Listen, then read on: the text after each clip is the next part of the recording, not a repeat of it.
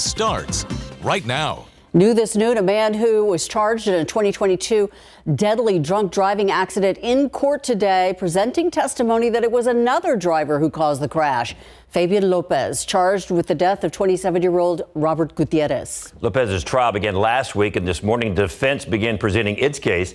It claims another driver whose blood alcohol test showed he was 3.5 times the legal limit is responsible. Right now, an expert is on the stand, also saying the blood draw done on Lopez was not proper, so the results are invalid. The jury could begin deliberations as early as this afternoon or tomorrow morning. If he is found guilty, Lopez faces 2 to 20 years in prison. One neighborhood's big concern, soon to be reduced to tiny little pieces. The remaining parts of a damaged pedestrian bridge on Castroville Road near Dahlgreen Avenue set to come tumbling down. We spoke to the neighbors about the bridge during our Know My Neighborhood segment back in October. They told us they have been waiting for this demolition project since last February. A dump truck had run into a bridge. It left only the ramp still standing. Neighbors say they're glad to see the dangerous ruins go, but say the work there is far from over. The crosswalk and the design and things like that go into all this that's going to happen here. So we just have to make sure that the community is involved. The months-long wait got extended by a few hours this morning. Demolition was supposed to start at 7 o'clock this morning. Workers told us an important piece of construction equipment arrived late. Let's take a look outside with live cam. Very windy weekend, and even this morning the wind was still howling out there, Justin. Yeah, we had some gusts close to 50 miles per hour yesterday. The winds have subsided a little bit, but it's still breezy, and that north wind kind of made it chilly this morning. One issue we're running into are the clouds. We showed you this here at 9 o'clock, some of this cloud cover trying to work in. And San Antonio sits right on the line, but we are mostly cloudy at the moment. And this is going to make temperatures kind of tricky today. Those who see more sun will obviously get some warmer readings. We're already seeing that in places like Hondo and Uvalde, where we've jumped into the 60s. Underneath the clouds, it's going to be a little cooler. We've got 50s here in San Antonio, especially on the northeast side, where those clouds have held strong. 57 at Randolph, 58 at the airport, but 61 at Stinson and 61 at Port SA, where the sun is peeking out. There's look at the wind gusts anywhere from 20 to 25 at this time out of the north. These winds will finally calm later tonight, and we'll get much less in the way of wind showing up tomorrow. So here's your forecast. We'll call it mostly cloudy this morning. 63 by 3 o'clock. These clouds will try to break up some, and we'll forecast a high of 64 this afternoon, with winds calming into the 5 to 10 mile per hour range by this evening.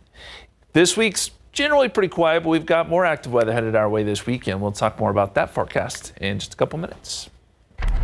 Thank you, Justin. A vacation turned nightmare. A man from San Antonio says his girlfriend almost died after being drugged in Mexico City. Right now, Anthony Grigsby and his girlfriend, Rachel Villarreal, are still in Mexico City. Anthony says while they were out sightseeing, someone put drugs in their drinks, and she has been in the hospital since January 16th. Anthony says they can't come home until she recovers. I just want people to be aware that these things happen and that they need to take a lot of extra precaution when they are traveling out of the country. Unfortunately, this kind of thing has happened to other tourists as well. Tune in for the full story. It is tonight on the Night Beat at 10. Now is the time to make sure you are registered to vote. The Texas primary election in March will be here before you know it, and you've only got a few more hours to register and submit an address change for the midterm election. That deadline is today. You can check your status or verify your information on the Texas Secretary of State's website. Early voting begins towards the end of February, and Election Day is March 5th.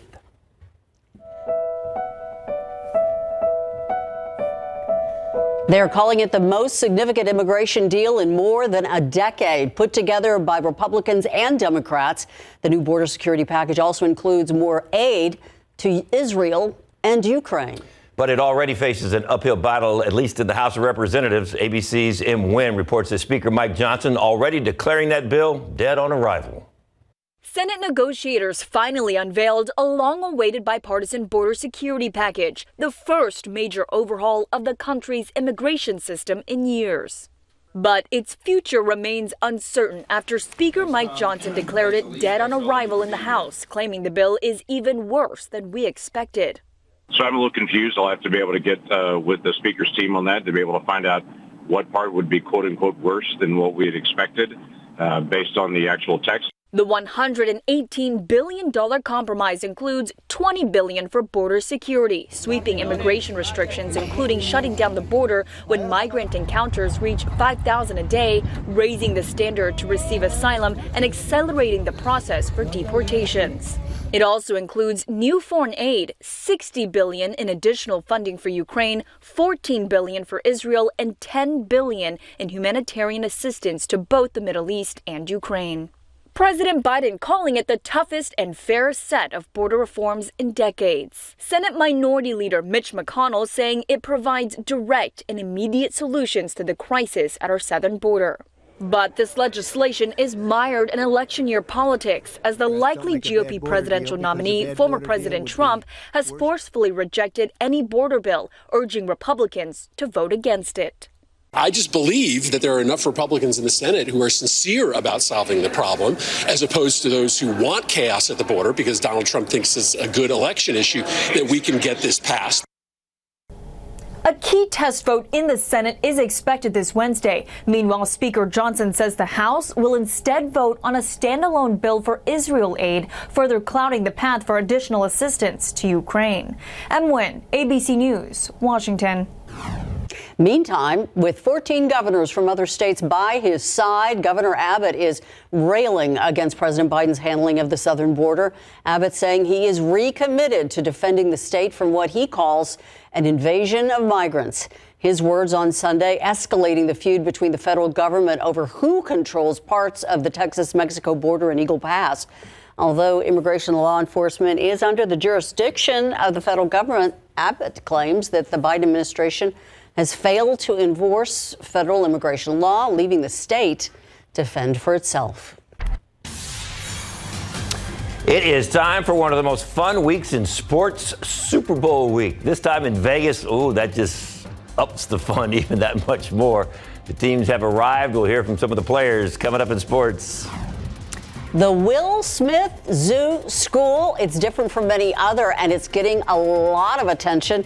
Thousands of kids, in fact, are on the waiting list to get in. We're going to take a look at what it is and how it's planning to expand.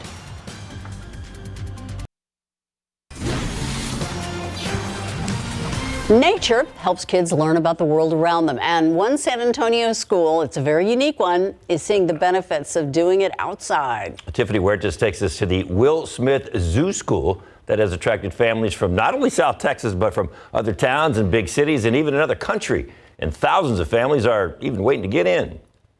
After exploring nature and learning about animals at the San Antonio Zoo, Dean Bonham Crow and his classmates head back to school. We spend at least 70% of the day outside. Will Smith Zoo School is a nature-based preschool where children explore outside even when it rains. This is where we go dig for grubs and worms. We get wet, we jump in muddy puddles. Dean Bonham's parents, Shannon and Dose, say this school has changed their son's life. When our son came in, he, with his neurodivergence, had a lot of behavioral challenges, a lot of developmental challenges as well. And I feel like Mix Maddie, his teacher, and also Miss Cece were so extraordinary in seeing him for who he was and working with him, like where he was at. He had a lot of sensory issues when he started. He didn't like getting his hands wet or his hands muddy. That doesn't even register on the radar now, and that just really provides a lot of confidence for him. There's so much to explore here.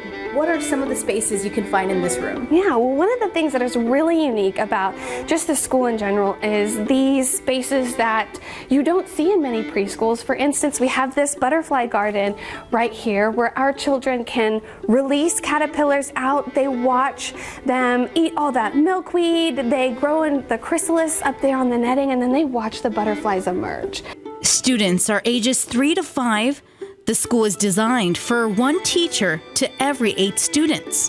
We really blend the indoor learning with our outdoor learning spaces. So if it is ABCs, if it's our literature, our math concepts, it's all happening outside. The school's philosophy, classroom design, and outdoor spaces attracts families from all over. We've had kids come from Austin, from Uvalde, from Bigfoot, Texas, all over South Texas, and even sometimes in summer programming, we have people and families coming from Mexico. Tim Morrow, president and CEO of the San Antonio Zoo, says they are at capacity. We have about a little over 240 kids that go to school here, a wait list that gets up to 9,000 people.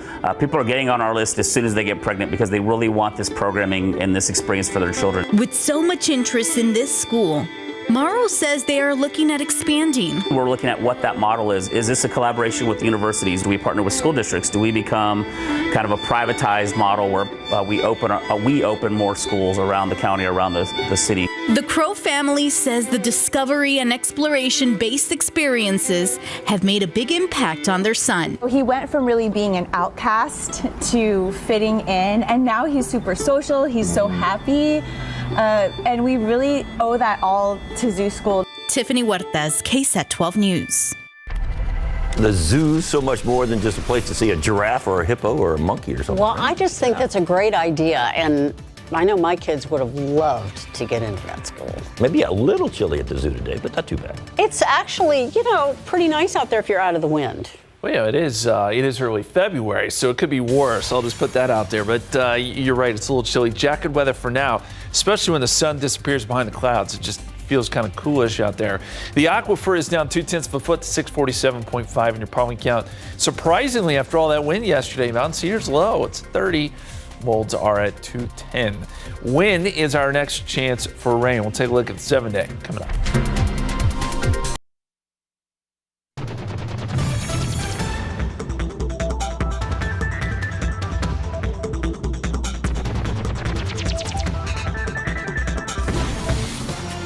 Oh, it was a fun weekend down there at the Heritage. You're trying hard to be a cowboy there. It was the Heritage Parade and Cattle Drive. What a great time it was. What a sight to see. All those cattle being herded through downtown San Antonio, right down Houston Street. If you missed it, you can catch our coverage on KSAT.com. Well, they didn't show the best part. You on the big old wagon. All right, take a look at this dirty job. Time to get the rodeo kicked off at the Frostbank Center. And today, crews started bringing in the dirt needed to fill the arenas for the rodeo. It takes 70 truckloads to move last year's dirt into the arena. And the trucks will carry a total of 2,160 tons of this stuff. It takes about 7 hours to load it all into the arena, and then it'll take another 5 hours to load it back out. So I was on a wagon with some KSAT insiders. They got to enjoy the parade. So now we have something special for other KSAT insiders as well. Just days away from the beginning of the rodeo, we've got a special offer for our KSAT insiders. Free admission to the grounds on opening day. All you have to do is scan the QR code on the screen you see right now, sign up to be a KSAT insider, and get a free ticket. Now, this is for the fairgrounds only. The free ticket will not give you access to the Frostbank Center and the rodeo itself. Of course, the San Antonio Stock Showing Rodeo kicks off Thursday, this Thursday. It's February 8th, and it's going to go through Sunday, February 25th. If you can't make it down there on Thursday, a special treat for you. We are going to be broadcasting opening night of the rodeo live right here on KSAT 12 from 7 to 9. And then... yeah, we have our rodeo special. You're going to love it. And we're going to take you behind the scenes to a lot of things you don't get to see. And if you're kind of wondering what's new about the rodeo this year, got that for you. We're going to show it to you. We'll be talking to some of the cowboys and cowgirls who win some of these events that you'll see from 7 to 9. So big packed show, post-game show. From February 8th, right after the first night of the rodeo, which you can watch live right here on KSAT. Can't wait. I've seen a few glimpses, but you guys always do a great job with it. And I guarantee you that there will be some food sampled by David somewhere in there within that special. Somewhere. Of course, somewhere. How was the weather, by the way, for the cattle drive Saturday? It was perfect. Good. Oh, my God. Couldn't have been any better. Couldn't have been any better. It cleared out just in time for all the festivities, so we love to see that. We did get some good rain, though, Friday night. I want to show you where our total stands for the year. 7.56. And we are 5 inches above average. This is incredible. Let me show you a comparison here. So 2023, a year ago, where we were at this point, 1.33 inches. Not bad, but not great. 2.01 in 2022 at this point. And back in 2021, we were at 1.02. So we're, 5-6 inches above where we were the last 3 years at this point.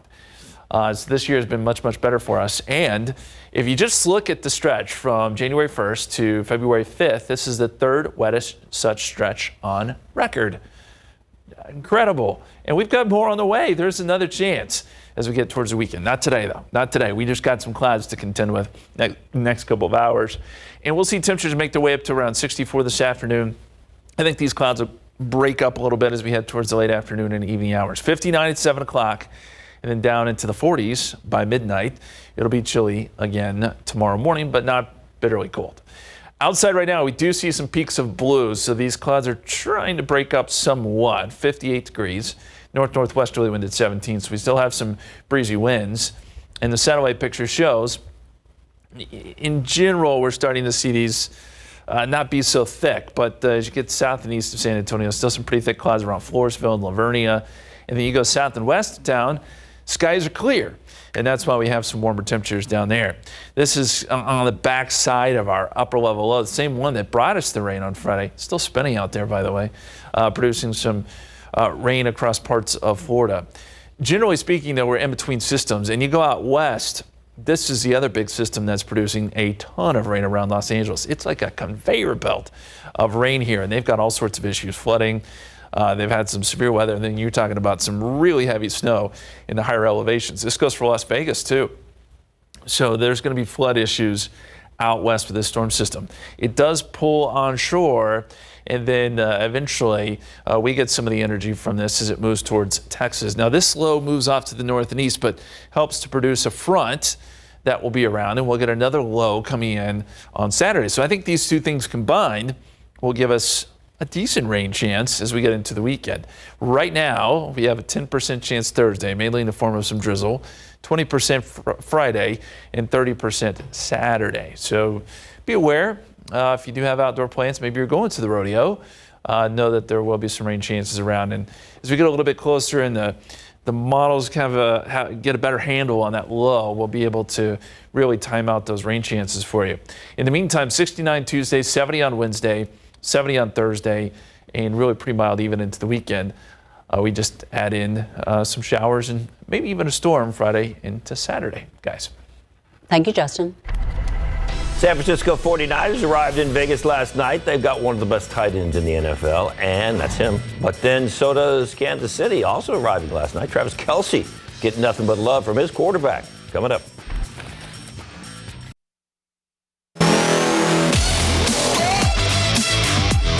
And they're going down to the Frost Bank Center. The court put in the storeroom. The Spurs ready for their annual rodeo road trip. It would have been nice to get a getaway game, though.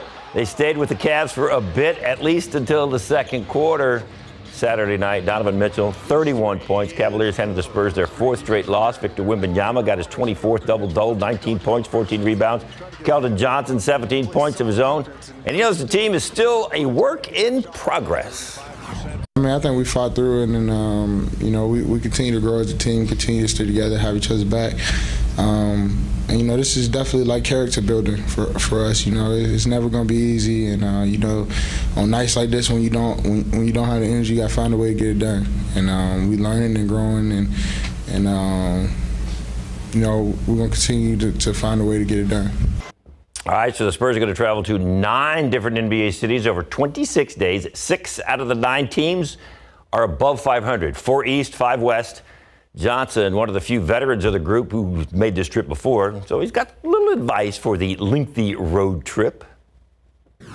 Take care of your bodies. I have no worries about this group. We're pretty close, so I feel like we'll probably be doing everything together while we're on the road and enjoying each other and things like that. So, I have no worries. I think we all have each other's back. So I think whether it's playing a video game or going to get team dinner and things like that, I think that we'll make it fly by pretty quickly. What's the go-to thing you have to pack on a trip like that? My PlayStation. Yeah. Well, my gaming laptop now, but I gotta pack that for sure, 100%. I got to play a lot of video games on this long rodeo trip. Hey, Got to do something to pass time, like the game within the game. Hey, this week, the Spurs are at Miami, 6:30 start. That's Wednesday. Quick turnaround. Orlando, 6 o'clock start. And then they are at Brooklyn on Saturday, 5 o'clock start for that one. Football coverage brought to you by Davis Law Firm. It is Super Bowl week in Las Vegas, and you can only imagine this is not going to be your normal Super Bowl week, as if there is such a thing to begin with. San Francisco has already arrived. Vegas comes Sunday. 49ers second-year quarterback Brock Purdy will try to guide them to their first Super Bowl win since 1994. We've seen Purdy's personality unfold on the field. He is a serious guy, so here's tight end George Kittle, who is not all that serious very much. He's on his dynamic with Purdy. When he's on the football field, like, you guys don't get to see that part of him, like, because he's always very, he's lighthearted when he talks to you guys, very humble, takes everything, he answers every question honestly, and then when he's on the football field, there's like just a different switches flip. So I realized I had to change my tactic of talking to him, and it just had to be a little bit different. He just has a good perspective on playing the game of football. Obviously, you got to be so detailed in what you do, and every little play and moment is huge. We all get that, but George sort of brings us back to, hey, we're playing a game. We can have fun with this. We have such a good team, and you never know if, we're going to have a team like this again, kind of thing. So he's like, let's enjoy every single snap that we have together, every drive, every game. And, sometimes I'm a little annoyed. I'm like, come on, dude, like, let's get into it. But he brings me back down to, having some fun with the game. All right, there's Kansas City Chiefs also arriving last night in Vegas. They have a potential future Hall of Famer of their own at tight end. Travis Kelce and Kittle, both two of the best in the entire National Football League at tight end. Mahomes has a lot of praise for his guy. It's the energy, and people don't even see it at practice. I mean, the energy that he has, he wants to take every single rep. We have to get him out of practice just to give him a rest, and he wants to be out there for every single play.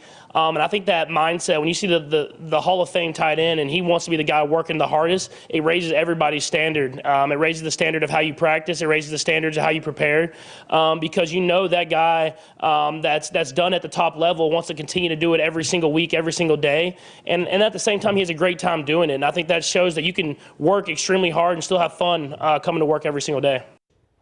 All right, so here's a matchup. 49ers and Chiefs, Sunday 5:30 in Las Vegas. And of course, early this week they'll have Media Day, and that's always a very interesting day because people from all kinds of media show up and start asking all kinds of questions to these guys. So that's usually the really entertaining day of the week, aside from the football game itself. And you're rooting for? The Chiefs. Of course. Got to be a Mahomie.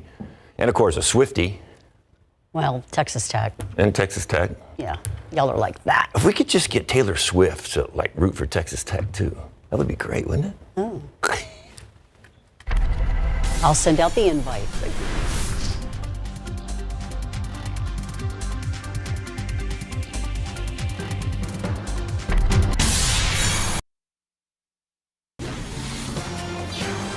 California slammed by a powerful atmospheric river, and 8 counties are right now under a state of emergency. Yes, look at all the damage left behind. ABC's Jacqueline Lee is in Santa Barbara, where the rain has been nonstop. Overnight, Southern California getting drenched with rain, leading to mudslides, water rescues, and downed trees. A powerful atmospheric river dumping more than a month's worth of rain in 24 hours, and the rain is expected to keep falling into tomorrow. California Governor Gavin Newsom declaring a state of emergency in 8 counties, including Los Angeles, Ventura, and San Diego. The typically dry LA River now raging. On the busy 5 freeway, a car hydroplaning, then flipping. Drivers warned to stay off the roads, not just for flooding, but mudslides. This road, partially covered with debris, led to 6 car crashes and multiple injuries. And this mudslide taking out 2 homes in Studio City. 16 people evacuated. Just to clarify, 11,958 and 11,960, those are the homes with the most damage.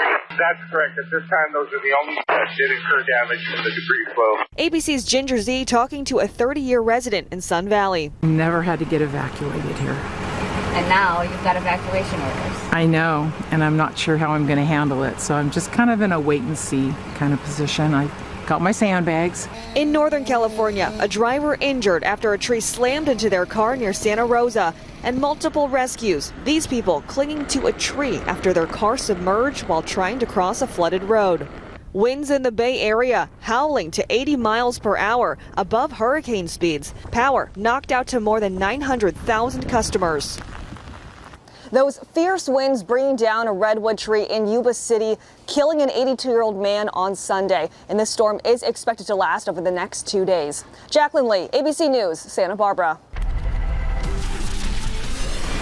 Taking a look outside with live cam, we've got lots of clouds, but also peaks of sun now appearing. Yeah, we'll see a few more peaks of sun here and there next couple of hours. By the way, we had a lot of people asking, what is an atmospheric river and what's going on in California? Well, think about it, kind of like the jet stream's coming right over top of you, and you just get a steady flow of moisture coming in out of the Pacific, and it's just nonstop rain. That's what they're dealing with, and they're going to see that, as you just heard from Jacqueline, for another couple days. So there will be some more flooding there. I want to take you to our KSAT Connect pictures, and this is a cool time lapse coming out of Elmendorf. It was sunny earlier, and then you see the clouds just rolling in. Diana sent this in. It's great camera work here, and quickly became mostly cloudy. But as Ursula just pointed out, we are starting to see more blue sky over the airport. So these clouds, they've kind of been off and on, but they're trying to break up a little bit now. They've held temperatures down here in San Antonio, 58, 59 in Braunfels, 58 in Gonzales, all places where it's been mostly cloudy. You get out into the sun and you find temperatures in the 60s, 62 in Hondo, 63 Carrizo Springs, 64 in Pleasanton. A little warmer. Sun always helps, obviously, this time of year. But even in the city here, where we've had a little bit more sun, it's warmer on the southwest side than it is the northeast side underneath those clouds. Our forecast today, 63 at 3 o'clock. I think the clouds do break up a little bit later this afternoon. 64 is where we top out. It'll be a chilly night, though. We'll drop down into the 40s and probably mid-40s by tomorrow morning. We'll have one more dry day on Tuesday before humidity tries to make a comeback midweek. And that means potentially some fog and some rain, too, down the line. We'll look at the 7-day forecast in just a couple minutes. Thank you, Justin. We'll look forward to that. San Antonio police say someone shot a homeless man overnight, and now that man is in critical condition and the shooter is on the run. It happened around midnight in the 5400 block of Evers. That's near Loop 410 up there on the northwest side. Police say the man and woman were staying in a tent behind a shopping center when a Hispanic man approached them. After a brief confrontation, the suspect shot the man twice in the stomach. The suspect ran away. The victim was taken to the hospital. The woman not hurt. So far, no word on any arrests. The family that lives in this house on Mohawk Street will have to stay somewhere else for the time being.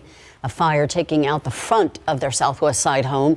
Firefighters got there around 7 o'clock last night, and crews on the scene say the back 2/3 of this house is still livable, but the front of the home is destroyed. No one hurt. Investigators now just trying to figure out how it started. San Antonio police tell us a man is in the hospital with serious injuries after a hit and run overnight on the city's west side. It happened after 1 this morning in Old Highway 90 near Westfield. Police say a man and a woman were walking down Old Highway 90 when the man was hit by a car and thrown into a grassy area next to the street. The driver did not stop to help, so police are searching for that driver this morning. So far, there's no description of the suspect or car they were in. Meanwhile, Bexar County first responders able to rescue 5 dogs from a fire in Elmendorf late last night. This is on Waterwood Pass. It happened after 10:30 last night. Fire crews say the mobile home was on fire when they got there, but they were able to rescue 5 dogs that were in a kennel area right next to it. The people who lived here were not at home, and no injuries were reported. So far, though, we still don't know what caused this fire. It is a heart condition that is only diagnosed in about 3% of the population, but nearly 25,000 Americans die a year from it. And women may be the ones most at risk. The signs and symptoms coming up after the break.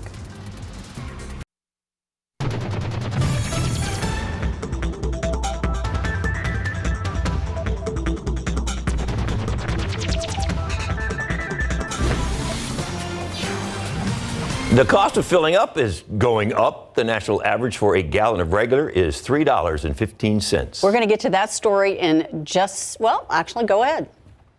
According to that, AAA says the cost is going up. That's a 4-cent hike from last month. On the plus side, it's also a 35-cent drop from this time last year. Analysts say the recent increase is likely because of rising oil costs and higher demand from drivers. The most expensive gas is in Hawaii, nearly $4.68 a gallon. The Environmental Protection Agency is taking on 9 forever chemicals, hoping to label them as hazardous. They are PFAs, which take a long time to break down, which is why they're called forever chemicals. Studies have shown that they are much more hazardous to health than previously thought and are dangerous even in much lower concentrations. Labeling them as hazardous makes it easier for the government to address the chemicals in a cleanup program. There are literally thousands of PFAs that are being used to make coatings that can repel water and grease and oil. They're all commonly found in cookware, carpeting, and clothing.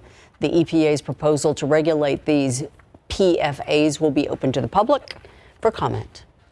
A study found the weight loss drug tirzepatide helps significantly lower blood pressure in adults who are overweight or obese.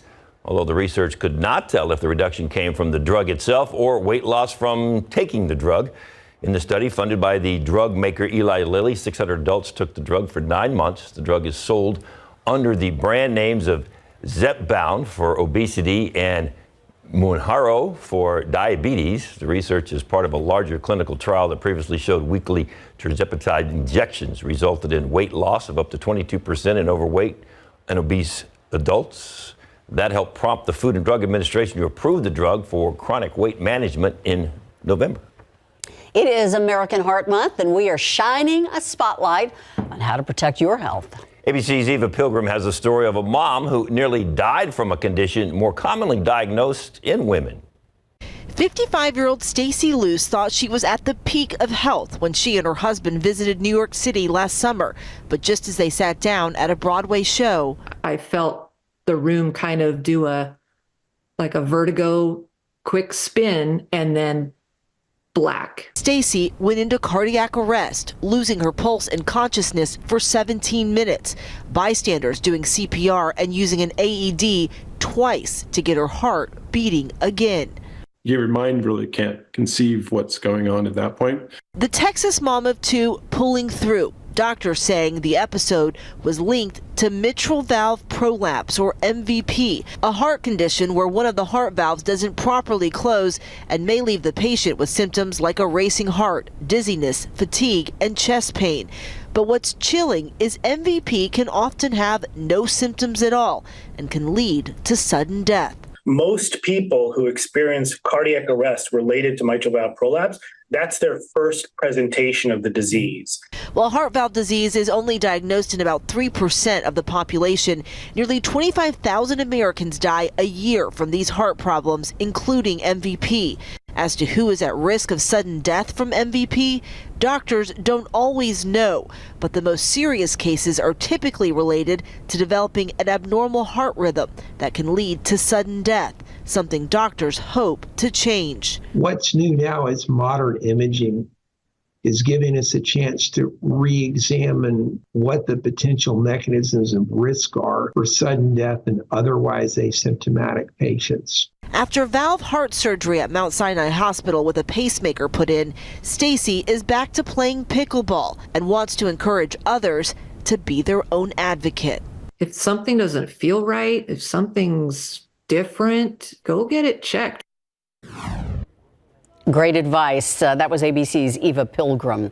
Meantime, new this news, some sad news from the palace. Buckingham Palace saying that King Charles III has been diagnosed with a form of cancer as well, and he has begun treatment. The palace saying the cancer is not related to the king's recent treatment for a benign prostate condition. It did not say the form of cancer the 75-year-old monarch has, but it did say Charles is feeling positive about his treatment and looks forward to getting back to work. Taking a look outside with live cam, 1, 2, maybe 3 little peaks of sunshine, but it's pretty dismal out there for a Monday.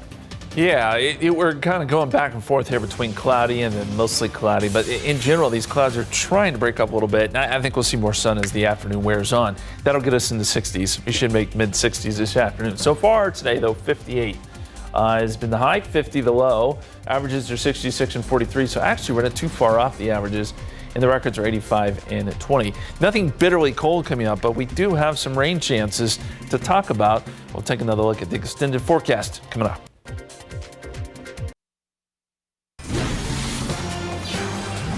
We were just talking about the rodeo trail riders are making their way to San Antonio. We've got a group that's coming down Blanco right now, coming into the city, and those guys have had a very windy weekend on a horse. I would not want to ride a horse in that kind of blustery wind. Been one of the better trail ride That's events, true. though, when you look at it, except for it's Friday night, but a lot of times it's super cold. Yeah, it's true. Through the years, those guys and gals have had to face a lot of wild weather. I'm guessing they'll deal with a little bit of wind if they don't have the bitter cold, and we do not have that in the forecast, at least not anytime soon. So the weather's actually been okay temperature-wise. I want to show you the time lapse from this morning. So we started off clear. It was a beautiful sunrise, but watch what happens. Watch the clouds rolling right there, and then it became fairly gray. But just within the last hour or so, we've seen some peaks in those, peaks of sun in those skies, and we'll continue to see a little bit more as the afternoon wears on. So not a bad day out there. We'll switch views here over to the airport. And we're still dealing with mostly cloudy skies. 58 degrees there, 59 in New Braunfels, 54 Boerne, 57 Kerrville. And everyone's looking at a north to northeasterly wind anywhere from 10 to 20 miles per hour, maybe gusting a little bit higher than that. And this satellite picture really tells the story. It's trying to break up a little bit, but not completely. Thicker clouds just off to the south and east of San Antonio, and as you go up I-35, it's mostly cloudy. The question will be how much more do these clouds break up? And these kind of cloud decks are notoriously tricky. They'll kind of play games with you as far as when and where they break up. But right now, I would say that by the afternoon, we'll see quite a bit more sun. Right now, 59 as temperatures in the upper 50s. But by the afternoon, with some of those clouds clearing out, we should be up around 64. Most places in the 60s today, maybe a few spots nearing 70 this afternoon down to the south and west. What about that wind? So gusty yesterday. It's still breezy, but these winds will slowly subside. And by noon or by 2 o'clock, we should be at around 18 mile per hour wind gusts, and then even less than that by dinner time, and a lot less in the way of wind coming up tomorrow.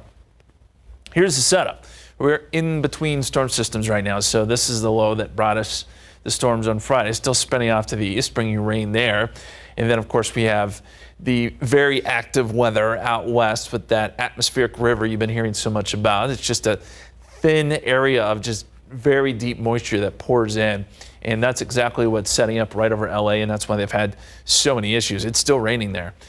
You've got an upper level low that will swing into the western half of the country. It'll produce a lot of snow for the ski resorts, but it's not a good situation for those on the west coast that are going to get all that rain out of this. That very quickly moves north and east. Now, what this storm system does is it help push a weak frontal boundary in here on Saturday. That's going to combine with a low that's coming in from the west, again, an active pattern, and that should give us some decent rain chances as we head into the weekend. Dew-point trend, I think, kind of helps tell the story here because it'll be dry next couple of days, but out ahead of that system, we'll start to get some moisture by Wednesday and Thursday. That's when we could see some fog, maybe some drizzle, and then plenty of moisture to work with as it moves in, and that's why I think rain chances are there. Right now we're going with a 30% chance on Saturday, and then that's flanked by a 20% chance there Friday and Sunday. Notice temperatures will stay mild, right around 70 each and every day. We'll be right back.